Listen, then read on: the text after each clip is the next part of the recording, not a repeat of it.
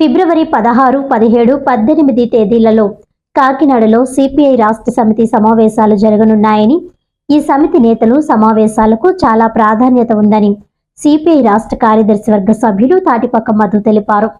కాకినాడలో స్థానిక పొన్నమండ రామచంద్రరావు భవన్లో ఏర్పాటు చేసిన మీడియా సమావేశంలో మధు మాట్లాడుతూ, కూటమి ప్రభుత్వం ఏర్పడి 2 ఏళ్ల కాలంలో పిఠాపురం నియోజకవర్గంలో ఉప ముఖ్యమంత్రి పవన్ కళ్యాణ్ కేవలం 18 గంటలు మాత్రమే గడపడం జరిగిందన్నారు.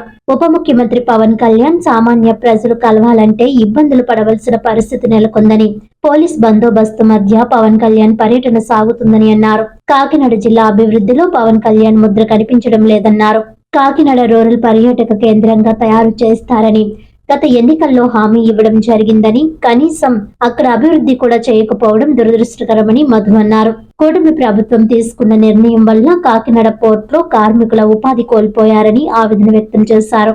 సిపిఐ రాష్ట్ర సభలకు అన్ని వర్గాల ప్రజలు తరలి రావాలని పిలుపునిచ్చారు. ఈ మీడియా సమావేశంలో జిల్లా కార్యదర్శి కె బోడకొండ, సహాయ కార్యదర్శి తోకల్ ప్రసాద్, జిల్లా కార్యవర్గ సభ్యులు పి సత్యనారాయణ, శాఖ రామకృష్ణ, టి అన్నవరం, మహిళా సమాఖ్య జిల్లా అధ్యక్షురాలు ఎం పద్మ తదితరులు పాల్గొన్నారు.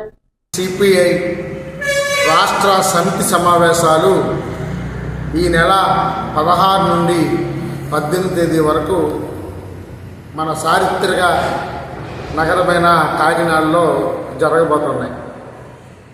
ఈ రాష్ట్ర సమితి సమావేశాలు చాలా ప్రాధాన్యత కూడినవి. దేశంలో, రాష్ట్రంలో ఆయా పాలకులు అవలంబిస్తున్న కార్మిక, రైతు, ప్రజా వ్యతిరేక విధానాల వ్యతిరేకంగా పోరాటాన్ని ముందుకు తీసుకెళ్లే పరిస్థితి ఒకటి. రెండోది, జిల్లాలు అభివృద్ధి అయిన, జిల్లాలు విభజన తర్వాత జిల్లాలని సమగ్రాభివృద్ధి చేయడంలో కూడా ప్రభుత్వం విఫలం అవుతుంది. ఒక పక్క లక్షలాది రూపాయలు అమరావతి రాజధానికి వెచ్చిస్తున్నామని చెప్తూ, మరో పక్క మిగతా అన్ని జిల్లాల్లో కూడా నిధులు శూన్యంగా ఉంది.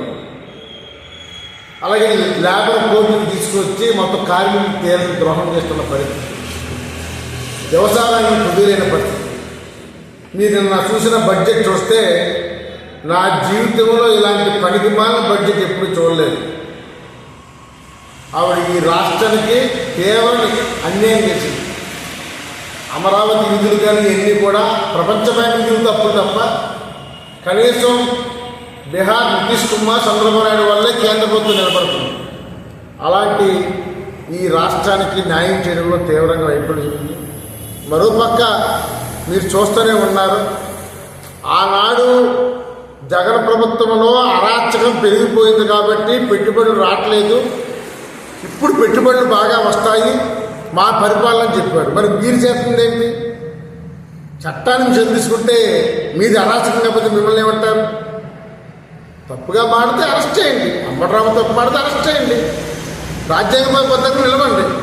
కానీ మీరు కూడా ఆ విధంగా ఏ విధంగా పరిపాలన ఉందో మీరు చేస్తే వాళ్ళకి మీకు తేడా లేదు. ఇలాంటి అనేక విషయాల మీద ఈ సమావేశాల్లో జయప్రదం మేము చర్చిస్తున్నాం. కావున కాకినాడ జిల్లా ప్రజలు ఈ రాష్ట్ర సమితి సమావేశాలని జయప్రదం చేయాలని కోరుతున్నాం.